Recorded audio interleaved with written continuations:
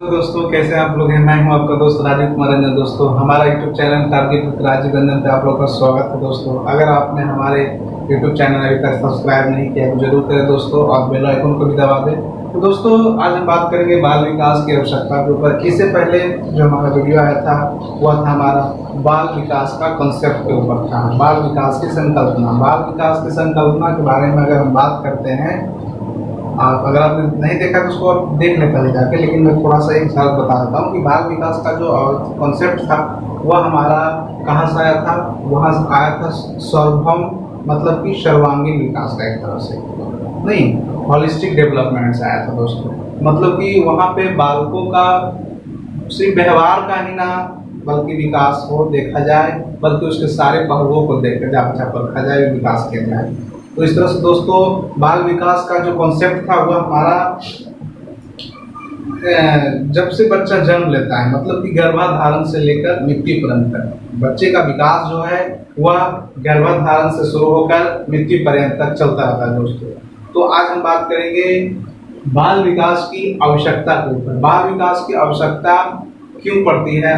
तो हमने अगर आप एक अध्यापक हैं और शिक्षण विधियां तो आपने जानते होंगे, साइकोलॉजिकल इफेक्ट आप बच्चे पर डालते ही होंगे।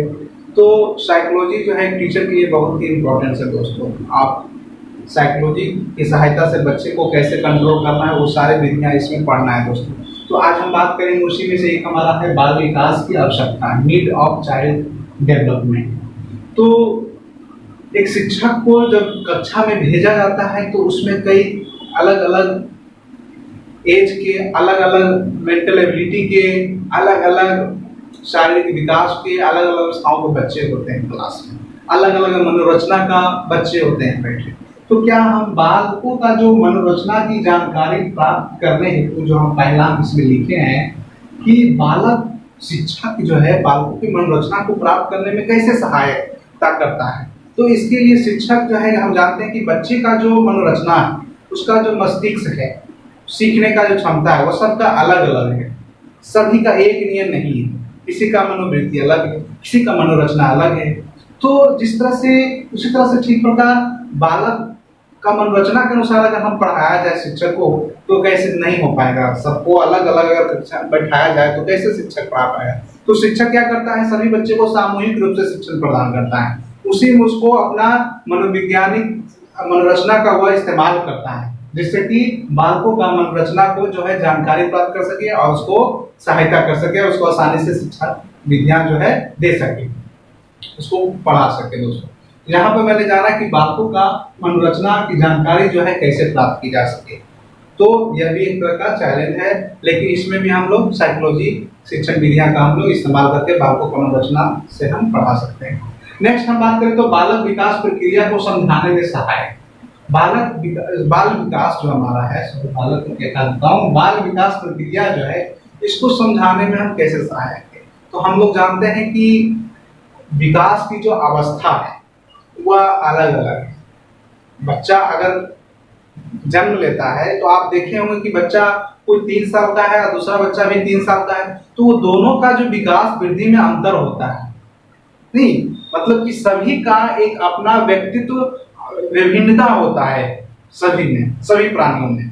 ऐसा नहीं कि सबका शारीरिक एक के अनुसार होता है। किसी का शारीरिक आप देखते होंगे कि वह जो है थोड़ी तेजी से बढ़ गया, उसका हाइट बढ़ गया, लेकिन उसी का एज का ग्रुप का बच्चा जो है कम है। तो यहाँ पे हमने बात की कि बाल विकास का जो प्रक्रिया है इसको समझाने में जो है मनोविज्ञान का भी इस्तेमाल होता है, नहीं तो इससे हम प्रक्रिया को समझने में हमारा जो है सहायक होता है। क्या बाल विकास की अवस्था को, चाइल्ड डेवलपमेंट की बात हम यहाँ पे कर रहे हैं, तो हमें नीड ऑफ चाइल्ड डेवलपमेंट। तो इस तरह से हमने जाना कि बाल विकास का जो प्रक्रिया है उसको समझने में सहायक कैसे होगा। तो जो बच्चे का जो विकास होता है, व्यक्तिगत विकास होता है, वह अलग अलग विभिन्नता होती है, नहीं एक ही ग्रुप के बच्चे में अलग अलग होता है। मानसिक विकास उसका अलग अलग होता है, बौद्धिक विकास उसका अलग अलग होता है।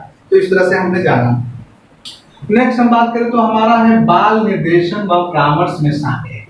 बाल निर्देशन व परामर्श में सहायक मतलब कि हम बच्चे को, हमारे बच्चे जो है स्कूल आते हैं, नहीं स्कूल आते हैं तो हम बच्चे को काउंसलिंग भी करते हैं, नहीं कि बच्चे का जो, या तो उसके पेरेंट्स से मिलते हैं कि बच्चा जो है वह कहाँ तक, अब उसका जो मनोवृत्ति है, उसका जो मनोरचना है, उसका जो पढ़ाई लिखाई का जो कार्यकाल जो चला उसके शिक्षक के साथ, तो वह जो है शिक्षक यहाँ पे क्या करता है, शिक्षक की भूमिका ही हम पढ़ रहे हैं, तो शिक्षक यहाँ क्या करता है, निर्देशन करता है, परामर्श करता है, किससे, यार उसके गार्जियन से, कि बच्चे को जो है, ये बच्चा जो है, यह हमारा, इसको साइंस दिला दीजिए, इसको आर्ट्स दिला दीजिए, क्योंकि इससे साइंस उसका ना हो पाए।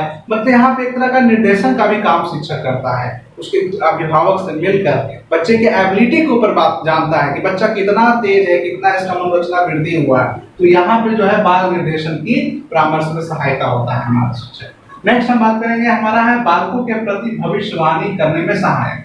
अब हम बात करते हैं कि बालकों, एक शिक्षक बालकों के प्रति भविष्यवाणी करने में मनोविज्ञान की सहायता लेता है।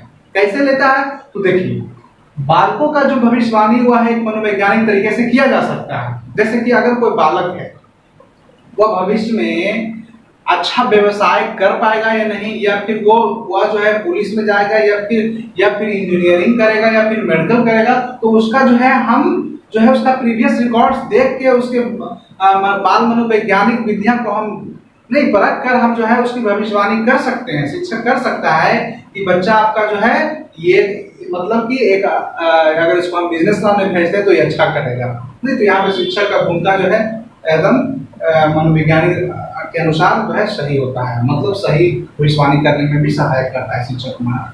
तो इस तरह से नेक्स्ट हम बात करें कि बाल व्यवहार का मार्गांतरीकरण व नियंत्रण में सहायक। अब बात करते हैं बाल के बिहेवियर की, जो बच्चे का बिहेवियर होता है, चाइल्ड बिहेवियर, उसके ऊपर हम बात करें।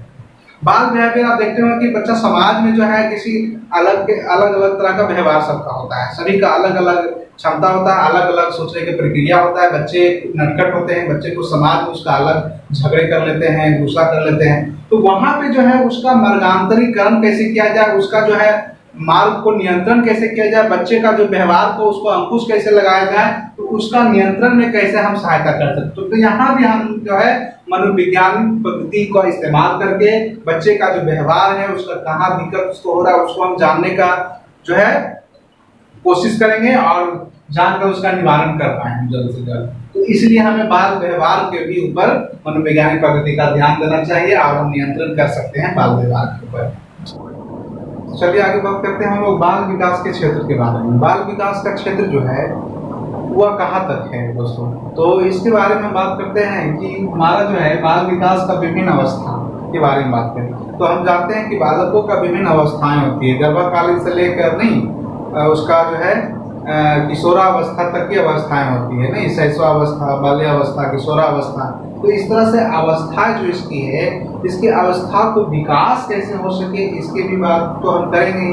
मतलब कि बालक के विकास का जो ये अवस्था है, गर्भकालीन से लेकर किशोरा बाल्यावस्था जो होती है, उसकी जो अवस्थाएं का अध्ययन के साथ साथ उसका शारीरिक विकास, मानसिक विकास, नहीं संवेगात्मक विकास, ये सारे विभिन्न पहलुओं का भी विकास को देखा जाए, ना कि सिर्फ बाल विकास के अवस्थाओं का ही अध्ययन किया जाए। तो ये हमारा था। तो बाल विकास की विभिन्न अवस्थाओं का अध्ययन हम इस तरह करते हैं और इसके अध्ययन के साथ साथ हमें शारीरिक, मानसिक उसके भी विकास को हम लोग अध्ययन करते हैं।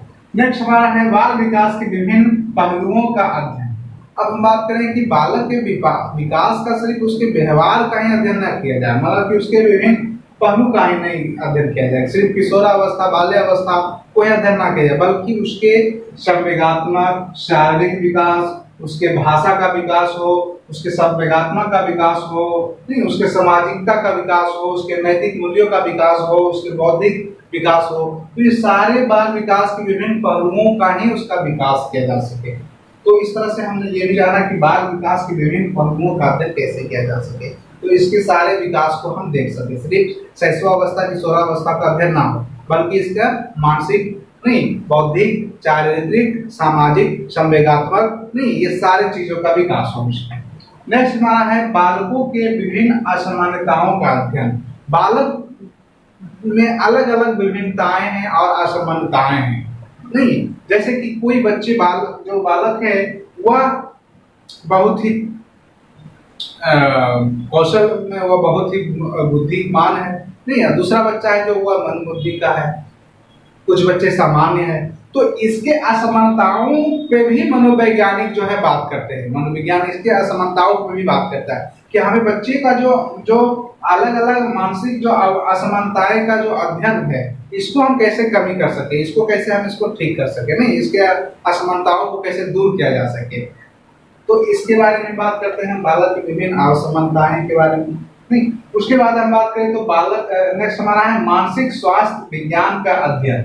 मानसिक स्वास्थ्य विज्ञान का अध्ययन 4th नंबर। इसमें हम बात करें कि बच्चा का जो मानसिक स्वास्थ्य होता है, नहीं मानसिक स्वास्थ्य करने का मतलब उसको जो है मनोवृत्ति, उसका बौद्धिक नहीं चिंतन नहीं डर, उसका जो अलग अलग जो कौशल है उसका विकास कैसे हो, और जो बच्चे जो मानसिक रूप से कमजोर है, नहीं मन बुद्धि है, तो उसके ऊपर भी जो हमारा जो मनो जो चिकित्सक होते हैं उसके लिए मनोविज्ञान का में बहुत बड़ा रोल है। जो हमारा डॉक्टर होते हैं नहीं साइकोलॉजिस्ट, वो मनोचिकित्सक जो है मानसिक स्वास्थ्य विज्ञान का ही देन है दोस्तों, जो कि है बच्चे का जो है व्यवहार, उसके मानसिक स्वास्थ्य को देखकर जो है इसको दूर किया जा सके, इसका इलाज किया जा सके। नहीं तो मानसिक स्वास्थ्य कैसे हो बच्चा, इसके ऊपर भी इसका मनोचिकित्सक का इस्तेमाल किया जाता है। हमारा है 5वां बालकों के विभिन्न मानसिक प्रक्रियाओं का अध्ययन।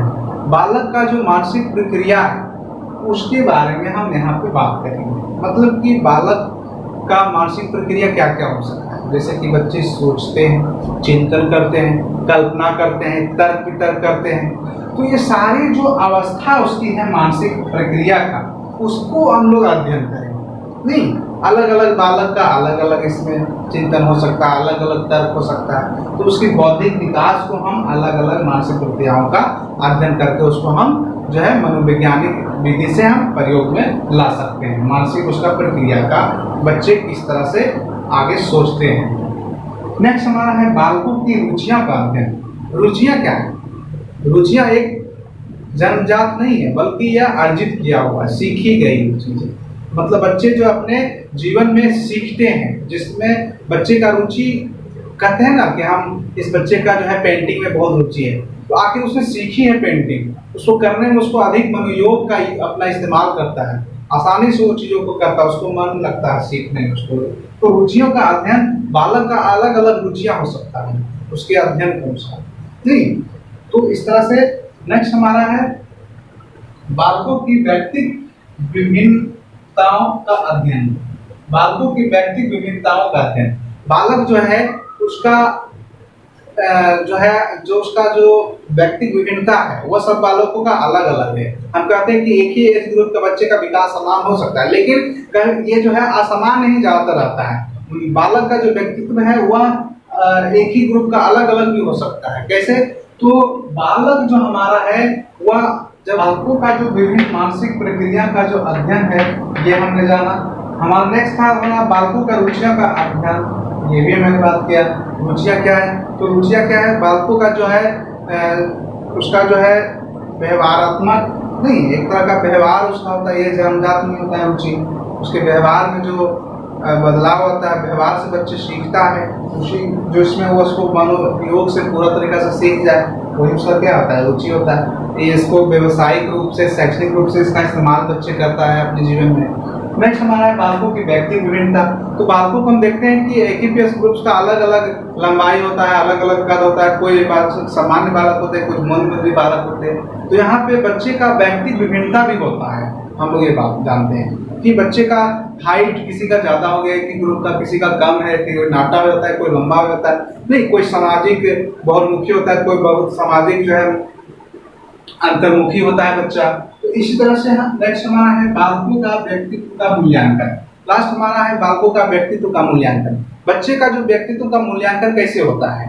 नहीं, उसके जो है सिर्फ सामाजिक पहलुओं को देखा जाए, उसके शारीरिक व्यवहारिक नहीं, उसी का सिर्फ मूल्यांकन किया जाए, उसी के आधार पर हम मूल्यांकन कर सकते हैं? नहीं, ऐसा नहीं कि बच्चे का मूल्यांकन जो है वो सिर्फ सारे चीजों के आधार पर हो, शारीरिक, मानसिक, उसके व्यक्तित्व, उसके भाषा चिंतन, उसके कौशल, सारी चीज़ों को यहाँ पे मूल्यांकन होता है दोस्तों। तो इस तरह से मूल्यांकन से है जो बच्चे का जो है कई सारी चीज़ों का हम लोग जानकारी एकत्रित कर लेते हैं। तो बालकों का व्यक्ति मूल्यांकन होना चाहिए, जैसे कि बालकों का अलग अलग उसका व्यक्तित्व का प्रभाव होता है। तो हमने सीखा दोस्तों यहाँ पे बाल विकास की जो आवश्यकता है, बाल विकास के क्षेत्र, इसके बारे में हम लोग विस्तार से बात की। उम्मीद है आपको अच्छा लगा होगा।